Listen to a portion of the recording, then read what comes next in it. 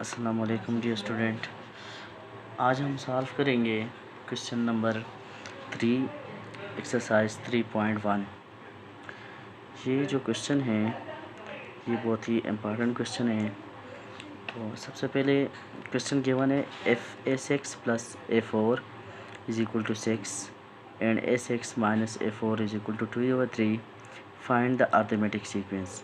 कि सीक्वेंस है उसके दो टर्म गिवन है a6 + a4 और इसके सम 6 के इक्वल आता है, और इसी सीक्वेंस के जो दो टर्म है a6 - a4 इसका सम 2/3 के इक्वल आता है। तो पूछना वो ये चाहते हैं कि फाइंड अरिथमेटिक सीक्वेंस। तो अरिथमेटिक सीक्वेंस को फाइंड करने के लिए हमें सबसे पहले a6 की वैल्यू भी चाहिए, a4 की वैल्यू भी चाहिए, और हमें चाहिए है कॉमन डिफरेंस d की वैल्यू, और साथ में a1 टर्म। अगर ये चार चीज़ें हमें मिल जाए a6 a4 कॉमन डिफरेंस और पहला टर्म फर्स्ट टर्म, तो हमारे पास कोई भी जो सीक्वेंस है उसको फाइंड करना काफ़ी आसान हो जाएगा। तो सबसे पहले इसको लिख लेते हैं कि a6 + a4 = 6, और इसको नाम दे देते हैं इक्वेशन नंबर 1 की। सिमिलरली a6 - a4 को लिख लेते हैं 2/3, और इसको नाम देते हैं इक्वेशन नंबर 2। सबसे पहले इन दोनों इक्वेशनों को ऐड कर लेते हैं, तो आ जाएगा एडिंग 1 एंड 2। पहले दूसरे इक्वेशनों को ऐड करते हैं। इक्वेशन के एडिशन का ये तरीका होता है कि लेफ़्ट हैंड साइड का जो टर्म है वो लेफ़्ट हैंड साइड के साथ ऐड हो जाते हैं, राइट हैंड साइड के जो टर्म है वो राइट हैंड साइड के साथ ऐड हो जाते हैं। तो लेफ़्ट हैंड साइड अगर देख ले तो ये बन जाएगा a6 + a6 + a4 - a4। ये सारा लेफ़्ट हैंड साइड ऐड हो गया, ये टर्म इसके साथ ऐड हो गया और ये इसके साथ ऐड हो गया, = राइट हैंड साइड पर हो जाएगा 6 + 2/3। तो यहाँ से इन दोनों की कटिंग हो जाएगी क्योंकि अपोजिट साइन है। तो a6 + a6 2 टाइम a6। जब आपके पास दो टर्म सेम होते हैं तो उनके कोफिशिएंट ऐड हो जाते हैं 1 1, तो ये बन जाता है 2 टाइम a6 = 6 + 2/3। अब इस फ्रैक्शन का डिनोमिनेटर 3 है, तो हम यहाँ पर इसके नीचे 1 लगाने से कोई फ़र्क नहीं पड़ता। हमने इस फ्रैक्शन के डिनोमिनेटर को भी 3 बनाना है ताकि दोनों के डिनोमिनेटर एक जैसे बन जाएं और हम इसको ऐड कर लें। तो ये बन जाएगा 2a6 = 6 × 3 / 1 × 3। हम ये काम सिर्फ जस्ट इस काम के लिए करना चाहते हैं कि इस फ्रैक्शन का डिनोमिनेटर 1 है ताकि ये भी 3 बन जाए और ये दोनों इजीली ऐड हो सकें। तो इसको लिख लेते हैं 2 टाइम a6 = 6 3 = 18 / 3 + 2/3। अब इस फ्रैक्शन का दोनों का डिनोमिनेटर एक जैसे हो गया, तो हम इसको ऐड कर लेते हैं 2a6 = 18 + 2 / 3 + 3। 3 इसका एलसीएम आ जाएगा, 3 इसका एलसीएम आ जाएगा। तो नेक्स्ट स्टेप में लिख लेते हैं 2a6 = 18 + 2 होता है 20 / 3। हमने वैल्यू फाइंड करनी है a6 की। ये a6 और 2 यहाँ पर मल्टीप्लाई हो रहा है, ये जब इस साइड पर जाएगा तो ये डिवाइड हो जाएगा। ये बन जाएगा a6 = 20 / 2 × 3। ये 2 इधर a6 के साथ मल्टीप्लाई हो रहा था, इधर जब आ जाएगा तो ये इसके डिवाइड में आ जाएगा।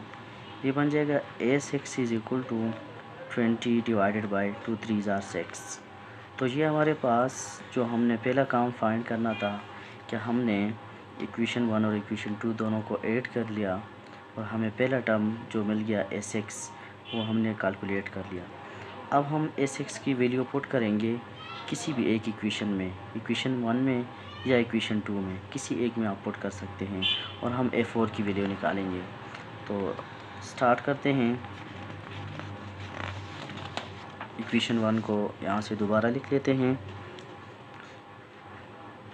a6 + a4 = 6, और इसमें पुट कर लेते हैं पुट वैल्यू ऑफ a6 जो कि है हमारे पास 20 डिवाइडेड बाई 6। ये उठा के इक्वेशन 1 में पुट करते हैं, ये हमारे पास इक्वेशन 1 ही था।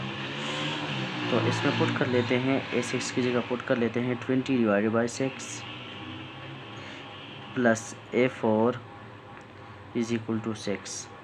अब 20/6 को राइट हैंड साइड पर शिफ्ट कर लेते हैं, क्योंकि हमें a4 की वैल्यू चाहिए। a4 is equal to 6 minus 20 divided by 6। Again वही काम, ये हमारे पास दो फ्रिक्शन आए हुए हैं। इस फ्रिक्शन के नीचे अगर हम 1 लगा लें तो इसका डिनोमिनेटर 1 है और इसका डिनोमिनेटर 6 है। हमने किसी भी तरीके से इस फ्रिक्शन के डिनोमिनेटर को 6 बनाना है, तो इसके 6 बनाने के लिए इसके साथ नोमिनेटर में भी 6 मल्टीप्लाई कर लेते हैं और इसके साथ डिनोमिनेटर में भी 6 मल्टीप्लाई कर लेते हैं। a4 is equal to 6 multiply by 6 divided by 1 multiply by 6 minus 20 divided by 6। ये काम हम जस्ट एलसीएम बनाने के लिए या दोनों फ्रैक्शन के डिनोमिनेटर एक जैसे बनाने के लिए कर लेते हैं। आप यहाँ से डायरेक्टली भी सॉल्व कर सकते हैं। a4 is equal to 6 6 36 divided by 6 minus 20 divided by 6। अब इन दोनों फ्रैक्शन का डिनोमिनेटर सेम हो गया, तो इनमें से कोई एक ले लेते हैं। तो ये बन जाएगा 6 नीचे बन जाएगा, ऊपर बन जाएगा 36 माइनस 20। तो a4 इज़ इक्वल टू,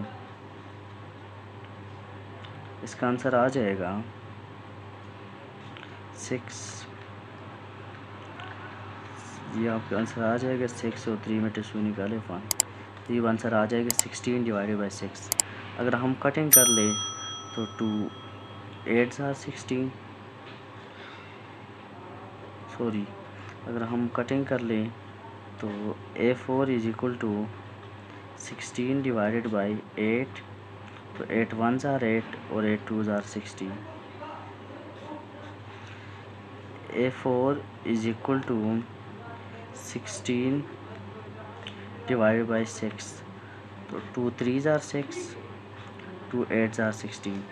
तो a4 की वैल्यू हो जाएगी 8 डिवाइडेड बाई 3।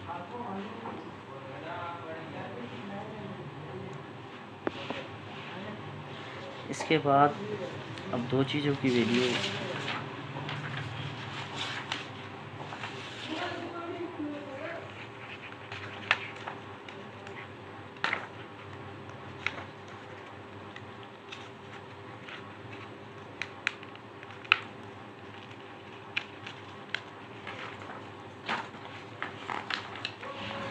यहाँ से अगर हम इसको देख लेते हैं तो a4 इज़ इक्वल टू हमारे पास वैल्यू आ जाती है 36 minus 20 divided by 6।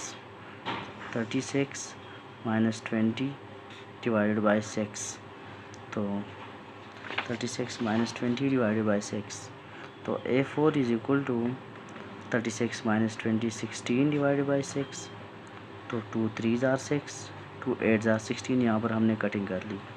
a4 is equal to 8 divided by 3। अब हमारे पास दो चीज़ों की वैल्यू मिल गई। a4 इज़ इक्वल टू 8/3 और जो हमने कैलकुलेट किया था a6 इज़ इक्वल टू 20/6। तो ये भी इधर लिख लेते हैं कि a6 is equal to 20 divided by 6। काफ़ी लेंथी क्वेश्चन है ये। इसके बाद हमने जो काम करना है वो हमने फाइंड करना है a1 और d, कि a1 और d को कैसे फाइंड करेंगे। तो हम इसको इन्हीं दो वीडियोस को यूज़ करके हम a1 और d को फाइंड करेंगे।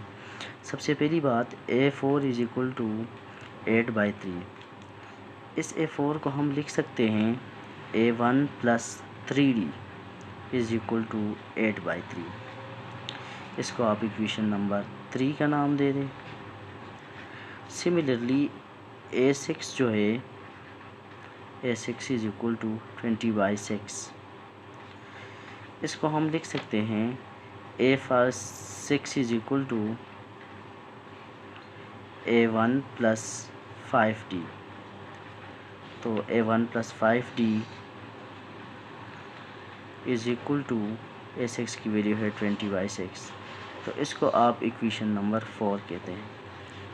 अब हम इन दोनों इक्वेशनों को आपस में या तो सब्ट्रैक्ट कर लेते हैं। तो सब्ट्रैक्टिंग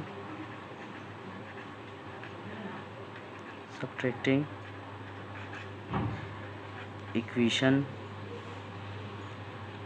3 एंड 4, 3 वाली 4 जो इक्वेशन है इसको 3 से सब्ट्रैक्ट कर लेते हैं। तो 3 इक्वेशन है A1 plus 3D minus left hand side subtract हो जाएगा लेफ़्ट हैंड साइड से A1 प्लस 5D, और राइट हैंड साइड सब्ट्रैक्ट हो जाएगा राइट हैंड साइड से 8 divided by 3 minus 20 divided by 6।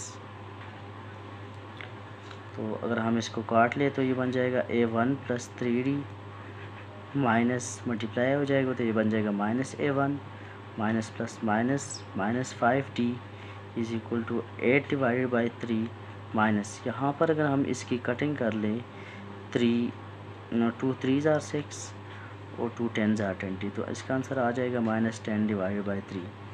ये अगर आप ऐसे भी लेके चले तो फिर भी ठीक है, लेकिन अपनी सिंप्लीफिकेशन के लिए आसानी के लिए हमने इधर कटिंग कर ली।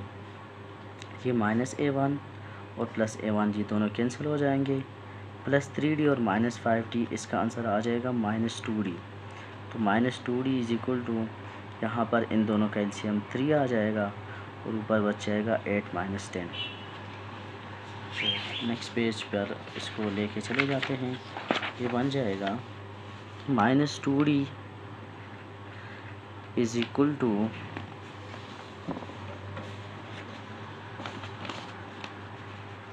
Minus 2D is equal to 8 minus 10 का आंसर आ जाता है माइनस 2 डिवाइडेड बाई 3। तो ये माइनस 2 और ये माइनस 2 आपके पास कैंसिल हो जाता है और D इज इक्वल टू 1/3। तो D की वैल्यू भी मिल गई, D इज इक्वल टू 1/3। अब हम पुट कर लेते हैं D की value, put D is equal to 1/3 in equation 3। हम इक्वेशन 3 में पुट कर लेते हैं D is equal to 1/3। Equation 3 हमारे पास ये है, तो हमारे पास आ जाएगा A1 प्लस 3D। तो D की जगह हम पुट कर लेंगे 1/3 is equal to 8 divided by 3। तो इस 3 को इस 3 के साथ काट लेते हैं, तो A1 plus 1 is equal to 8 divided by 3। इस 1 को शिफ्ट कर लेते हैं राइट हैंड साइड पर, तो A1 is equal to 8 divided by 3 minus 1। A1 is equal to 8 divided by 3 minus 1 divided by 1। तो इसकी डिनोमिनेटर सेम करने के लिए हम इधर भी 3 मल्टीप्लाई कर लेते हैं और इधर भी 3 मल्टीप्लाई कर लेते हैं। तो A1 is equal to 8 divided by 3 minus 3 divided by 3। तो 3 इसका एलसीएम आ जाएगा। A1 is equal to 3 8 minus 3। A1 की वैल्यू हमारे पास आ जाएगी 5 डिवाइडेड बाई 3। तो इसके बाद A1 की वैल्यू भी आ गई, D की वैल्यू भी आ गई, A4 की वैल्यू भी हमारे पास कैलकुलेट हो गई और A6 की वैल्यू भी कैलकुलेट हो गई। तो फाइनली अब हम फाइंड करेंगे सीक्वेंस। तो सबसे पहले इस वैल्यूज़ को लिख लेते हैं। A1 की वैल्यू हमारे पास आई है 5/3 और D की वैल्यू आई है 1/3। A6 की वैल्यू आई है 8/3 और A4 की वैल्यू आई है A4 की वैल्यू आई है 8/3 और A6 की वैल्यू आई है 20/6। हाँ, हमारा जो मेन काम था, हमने कैलकुलेट करना था किसी भी तरीके से A1 और D। तो इसके लिए पहले हमने A6 और A4 सॉल्व किया, तो हमारे पास A1 और D कैलकुलेट हो गए। सीक्वेंस के लिए हमारे पास ये फार्मूला होता है AN is equal to A1 plus n-1 multiply by D। हमने सीक्वेंस फाइंड करना था, तो AN is equal to sequence में A1 टर्म चाहिए, A1 की जगह आ जाएगा 5/3 प्लस n-1 की जगह n-1 ही आ जाएगा और D की जगह हमारे पास आ जाएगा 1/3। तो अगर हम इसको मल्टीप्लाई कर ले तो AN is equal to 5/3 plus 1/3 multiply by n, ये बन जाएगा n/3 माइनस ये बन जाएगा 1/3। अब ये हमारे पास जिस सीक्वेंस का पूछा गया है, इसका हमारे पास जर्नल फार्मूला है या जर्नल टर्म। अगर हमने सीक्वेंस फाइंड करना है तो इसके लिए हम n की कुछ चंद वैल्यू पुट कर लेते हैं। इसी फार्मूले में n is equal to 1 put करके आंसर निकाल लेते हैं, फिर n is equal to 2 put करके आंसर निकाल लेते हैं, और फिर n is equal to 3 put करके आंसर निकाल लेते हैं। तो n इज इक्वल टू 1 के लिए ये n की जगह 1 हो जाएगा, ये 5/3 अपनी जगह पर वैसे ही आ जाएगा, ये n की जगह 1/3 हो जाएगा, ये भी 1/3 हो जाएगा। तो ये और ये दोनों कट जाएंगे, a1 इज इक्वल टू 5/3 आ जाएगा। इसी तरह अगर हम सेकंड टर्म निकालना चाहते हैं तो n is equal to 2 put कर लेंगे इसी में। तो n की जगह हमारे पास आ जाएगा 2 is equal to 5/3 plus n की जगह 2 पुट करेंगे तो ये बन जाएगा 2/3 माइनस 1/3 अपनी जगह पर वैसे ही आ जाएगा। हमने जस्ट n की जगह इसमें 2 पुट करना है। तो a2 इज इक्वल टू, अगर हम इनका एलसीएम ले तो ये 3 एलसीएम आ जाएगा, बन जाएगा 5 + 2 माइनस 1/3। तो a2 इज इक्वल टू 3, इनका अगेन एलसीएम आ जाए, बनेगा 7 - 1। तो a2 is equal to 6/3, 3 1s are 3, 3 2s are 6। तो a2 इज इक्वल टू 2। तो ये हमारे पास इस सीक्वेंस का सेकंड टर्म आ गया। तो आप इसकी मज़ीद टर्म भी फाइंड कर सकते हैं। तो हम लिख लेते हैं कि फ़र्स्ट टर्म जो था वो हमारे पास आया हुआ था 5/3 इस सीक्वेंस का, दूसरा टर्म इसका 2 आ गया, और सिमिलरली ऑनवर्ड इसके मज़ीद आप और टर्म भी कैलकुलेट कर सकते हैं। तो ये क्वेश्चन कंप्लीट हो गया, काफ़ी लंबा क्वेश्चन था ये। इसके सॉल्यूशन आपको पीडीएफ में भी मिल सकते हैं। वीडियो के एंड में मैं व्हाट्सअप नंबर भी लिख लेता हूँ, तो वहाँ से कांटेक्ट करके आप इसकी सॉल्यूशन पीडीएफ में भी ले सकते हैं। थैंक यू, अल्लाह हाफ़िज़।